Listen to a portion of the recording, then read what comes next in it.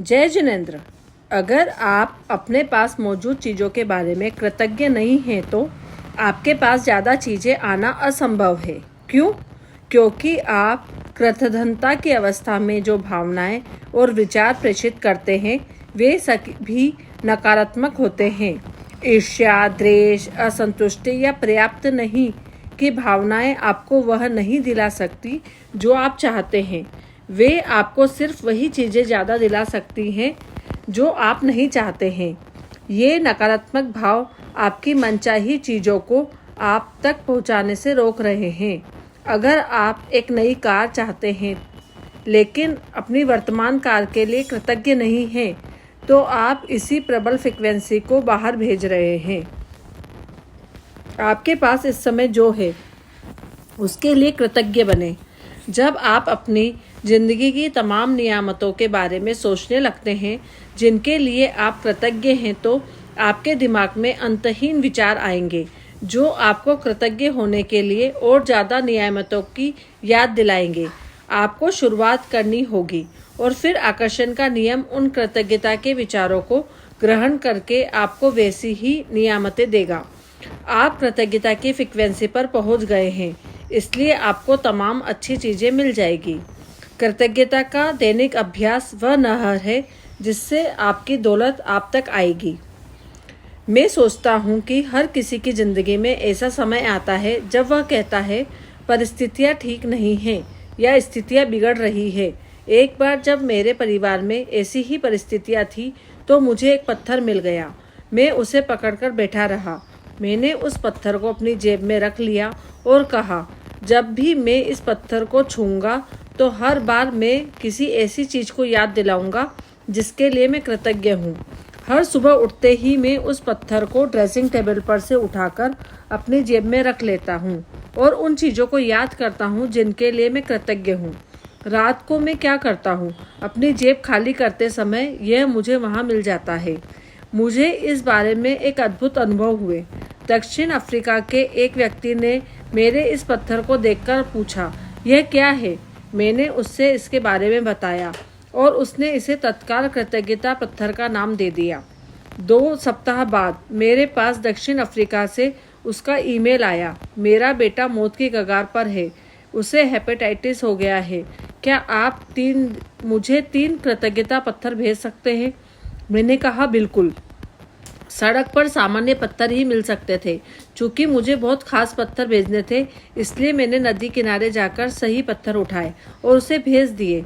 4-5 महीने बाद मुझे फिर उसका ईमेल मिला, मेरे बेटे की हालत सुधर रही है, अब वह बहुत अच्छा है। फिर उसने आगे बताया, लेकिन मैं आपको कुछ और बताना चाहता हूँ। हम $10 के हिसाब से 1000 कृतज्ञता पत्थर भेज चुके हैं और उस पैसे को परोपकार के लिए दे चुके हैं। आपको बहुत बहुत धन्यवाद। कृतज्ञता का नजरिया रखना बहुत महत्वपूर्ण है। महान वैज्ञानिक अल्बर्ट आइंस्टाइन के समय, स्थान और गुरुत्वाकर्षण को देखने के हमारे तरीके में क्रांति कर दी थी। उनकी गरीब पृष्ठभूमि और कमज़ोर शुरुआत से यह असंभव लगता था कि वे उतना सब हासिल कर सकते हैं जितना उन्होंने किया। आइंस्टाइन काफ़ी हद तक रहस्य जानते थे और वे हर दिन सैकड़ों बार धन्यवाद देते थे। वे पुरानी पीढ़ी के वैज्ञानिकों को उनके योगदान के लिए धन्यवाद देते थे जिन्होंने उन्हें ज़्यादा सीखने और हासिल करने के लिए समर्थ बनाया। इस तरह अंततः वे दुनिया के महानतम वैज्ञानिकों में से एक बन गए। रचनात्मक प्रक्रिया में कृतज्ञता का बहुत सशक्त प्रयोग किया जा सकता है। इसमें आप अपनी मनचाही चीज़ को पाने के लिए की प्रक्रिया में जबरदस्त शक्ति भर देते हैं।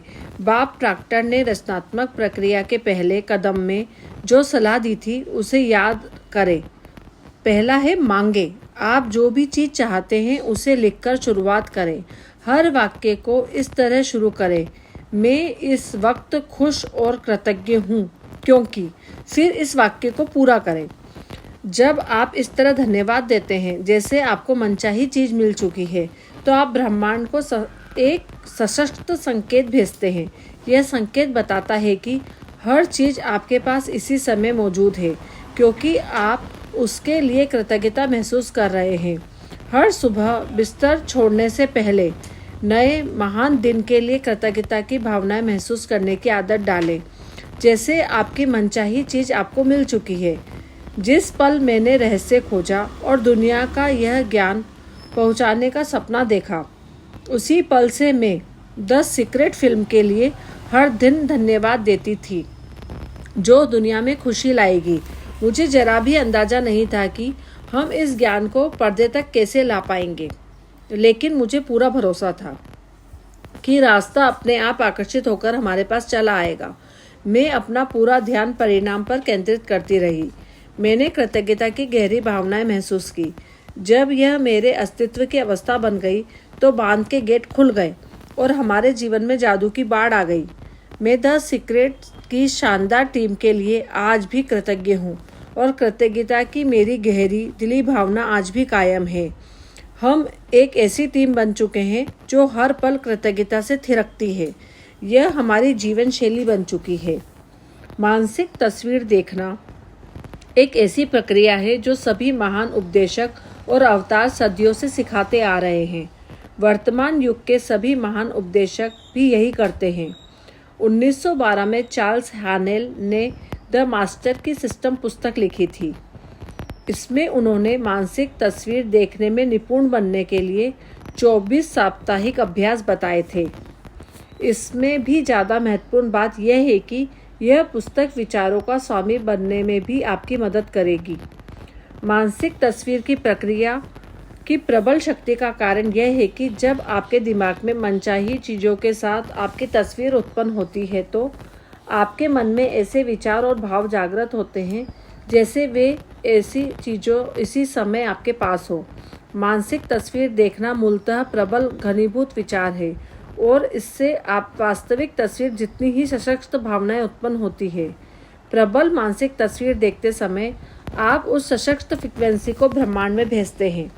आकर्षण का नियम इस सशक्त संकेत को पकड़ लेगा और उन तस्वीरों में दिखने वाली चीज़ों को उसी रूप में आप तक पहुंचा देगा जिस रूप में आपने उन्हें अपने दिमाग में देखा था। मैंने अपोलो कार्यक्रम में मानसिक तस्वीर देखने की प्रक्रिया ली और 1980 तथा 1990 के दशकों में ओलंपिक कार्यक्रम में इसे संस्थागत बनाया। हमने इसका विजुअल मोटर रिहर्सल रखा। जब आप मानसिक तस्वीर देखते हैं तो आप उस चीज़ को साकार कर लेते हैं। यहाँ मस्तिष्क के बारे में एक रोचक बात बताई जा रही है। हमने ओलंपिक एथलीट से कहा कि वे सिर्फ अपने मन में दौड़ने की कल्पना करें।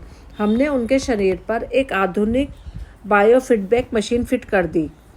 वास्तविक रेस में दौड़ते समय वे जिन मांसपेशियों का इस्तेमाल करते थे, मानसिक तस्वीर देखते समय भी वही मांसपेशियां उसी क्रम में इस्तेमाल हुई जो अविश्वसनीय लग रही थी।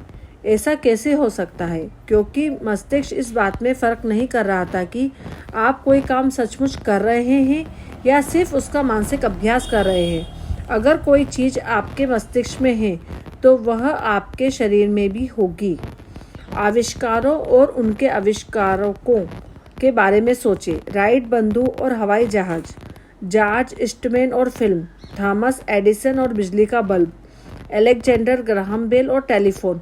हर चीज़ के आविष्कार या रचना का इकलौता तरीका यह था कि एक व्यक्ति ने अपने मस्तिष्क में उसकी तस्वीर देखी, उससे स्पष्ट तस्वीर देखी, और जब वह तस्वीर उसके मस्तिष्क में बैठ गई तो ब्रह्मांड की सारी शक्तियाँ उस चीज़ को उसके माध्यम से दुनिया में ले आई। ये लोग रहस्य जानते थे। अदृश्य में इन लोगों की पूर्ण आस्था थी। वे ब्रह्मांड को लिवरेज करने और आविष्कार को मूर्त करने में साकार करने की अपनी आंतरिक शक्ति को जानते थे। उनकी आस्था और कल्पना के कारण मानव जाति का विकास हुआ। हम हर दिन उनके रचनात्मक मस्तिष्क के आविष्कारों का लाभ उठाते हैं। हो सकता है कि आप ये सोचें, मेरे पास इन महान आविष्कारों जैसा दिमाग नहीं है। हो सकता है आप ये सोचें, वे इन चीज़ों की कल्पना कर सकते थे लेकिन मैं नहीं कर सकता। कोई भी चीज़ सच्चाई में इससे ज़्यादा दूर नहीं हो सकती। जब आप रहस्य के ज्ञान की इस महान खोज में आगे बढ़ेंगे तो आपको पता चलेगा कि आपके पास न सिर्फ उनके जैसा मस्तिष्क है बल्कि उससे भी बहुत कुछ ज़्यादा है। इसलिए जो भी आप चाहते हैं उसकी कल्पना अपने मस्तिष्क में ज़रूर करें और खुशी महसूस करें। विश्वास रखें, आपकी इच्छा ज़रूर पूरी होएगी। स्वस्थ रहें, मस्त रहें, खुश रहें। Thank you.